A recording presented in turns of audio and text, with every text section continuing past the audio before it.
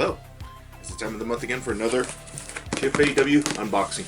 And if you're new to the channel wondering what that is every month I get a pre-order shipment from thingsfromanotherworld.com where I can get a bunch of different collectibles. I can get comics, posters, t-shirts, books, you know, just a whole bunch of different like nerdy stuff, you know. As you can see, here. So,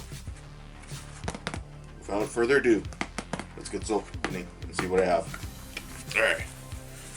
This was actually a big shipment. Alright. Okay, you know what?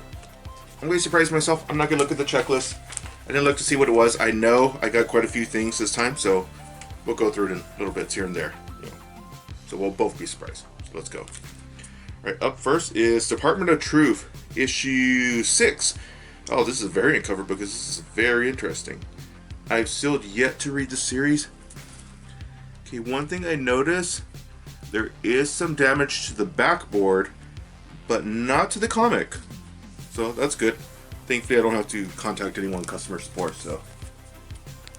But when that has happened before, I've been able to contact them and they've taken care of it, you know, really quickly. Whenever they have a copy in, they just send me another one.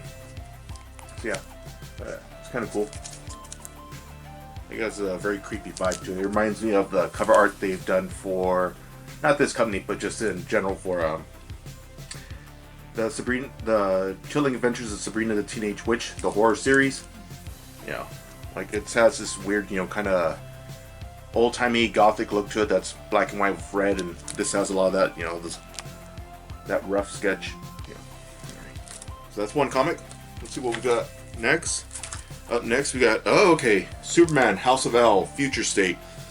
Now I got this because it sounded interesting. You know, Future State is an event that's happening in DC Comics, where for about 2 to 3 months they're showing the possible future of the DC universe, and this is one of them. House of L. So from the looks of it, what I read, this has Kal-El, you know, the current Superman, as well as descendants or like cousins or, you know, different things. I believe one's supposed to be his son, another one, it looks like maybe Calvin Ellis, which is supposed to be a Superman from another universe.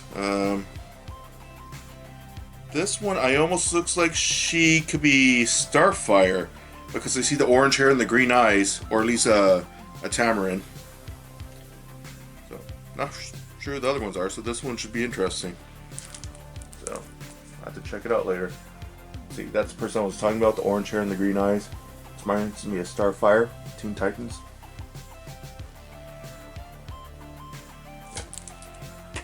Up next, oh, this one wasn't down. DC Infinite Frontier number 0. And I don't know which cover this is. I'm actually gonna cheat and look at the pre-order.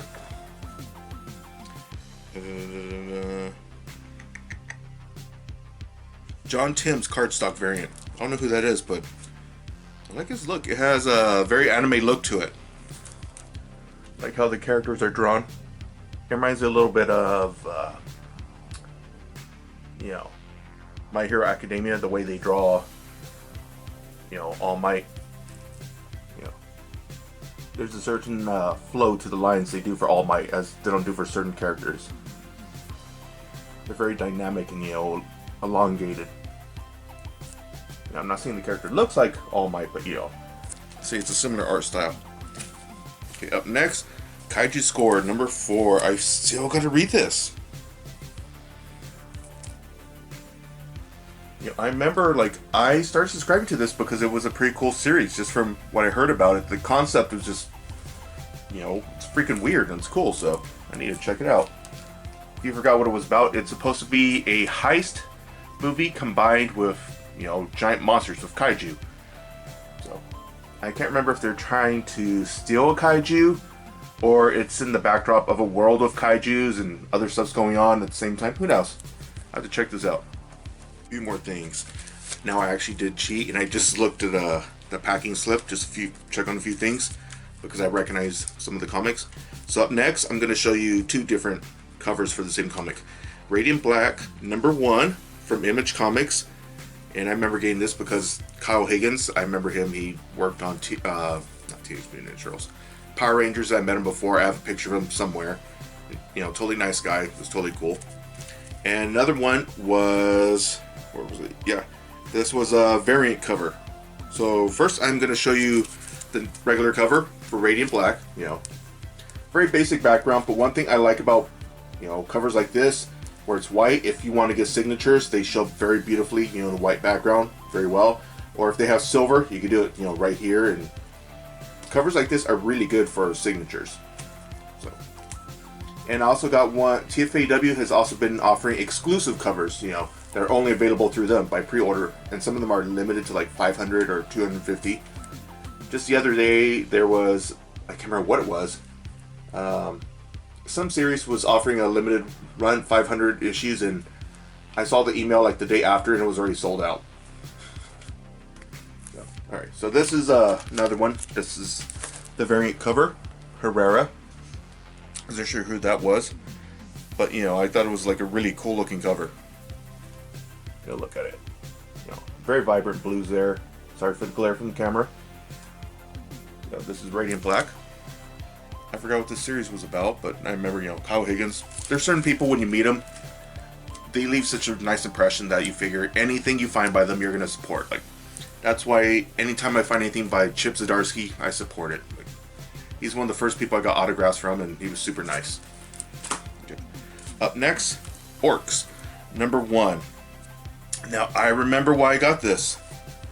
Now, this was a fantasy series having to do with, orcs, which are a fantasy race, kind of like goblins, but not quite. They're kind of like in the goblin family. That's the only way I can really describe orcs. I guess they're what a tiger would be to a lion, so goblin to orcs. Up next, now I got this for the cover. This is Stray Dogs, issue 1. I got it because this is an homage cover to Silence of the Lambs. Now, if you know what that movie is about, then you can understand why this might be a little creepy, especially considering it's a very cutesy anime-looking character. And Silence of the Lambs is not a cutesy animated movie. It's a movie about cannibalism. 2 more left. Two Moons, #1. Now, I don't know why I got this, but this is a very, very cool cover. Very rough sketch. This reminds me very much of something you would get at a Comic-Con, where if you just wanted to get, some rough sketches, with inks. This is not very polished, but, that roughness is pretty cool looking to me. Up next, Sweet Tooth: The Return, issue 4. Now, Sweet Tooth was a series under the Vertigo imprint from DC Comics. Vertigo, if you remember from a previous video, had to do with more mature themes, which DC has discontinued the Vertigo brand, and now they have DC Black Label, which takes its place. Now, Sweet Tooth took place in the future where there was people being born that were like human-animal hybrids. And this is supposed to take place years later in the series. This is a mini-series that follows it up.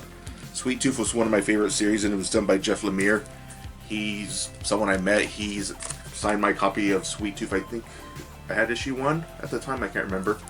Everyone there was making sure he was signing Trillium, this other series that's he's known for, but I hadn't read yet. But I guess I was a little different in that I had him sign this. Well, not this one, but the original Sweet Tooth #1. And Descender #1, which at the time was brand new and a few people got it, but now it's actually doing really well.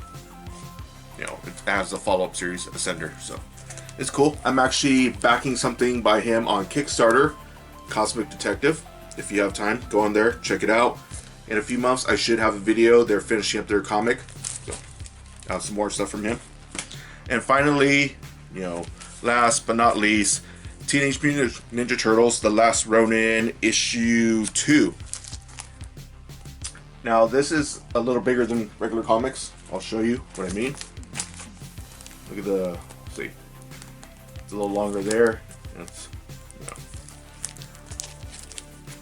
not quite the same size. Yeah. I believe it's prestige format. I can't remember the actual name for it. But anyways, the series centers around the Teenage Mutant Ninja Turtles, where it takes place in the future, where 3 of the 4 brothers have died. I'm not going to reveal which ones. and one of them is taking them out of all four of them and trying to have kind of a last stand, a last hurrah, you know, to stop everyone else. So that's what it means by the Last Ronin. And Ronin is a Japanese term for a masterless samurai. So now that wraps up another month of TFAW collectibles, comics, and different things I've ordered from them. If you liked this video, please make sure you give it a like, share, subscribe. You know, leave a comment down below. Let me know what you think. If you're interested in getting stuff from TFAW.com, make sure to check them out.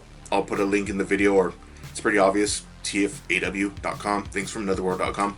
So I said you could get like nerdy apparel, you know, posters, books, you know, pretty much anything. You can pre-order stuff, get it, you know, each week. I should be getting another shipment from them, I believe Friday, which should have, you know, a few things in there. So I'll do another unboxing for that one. It'll probably, you know, show the following week. So anyways, thank you for watching. Thank you for the continued support. I know some of you are big fans of this, and I can't afford to do unboxing videos all the time, but I will try to do more videos, focus on this or similar themes whenever I can. So thank you for subscribing and following along. So thank you. Bye.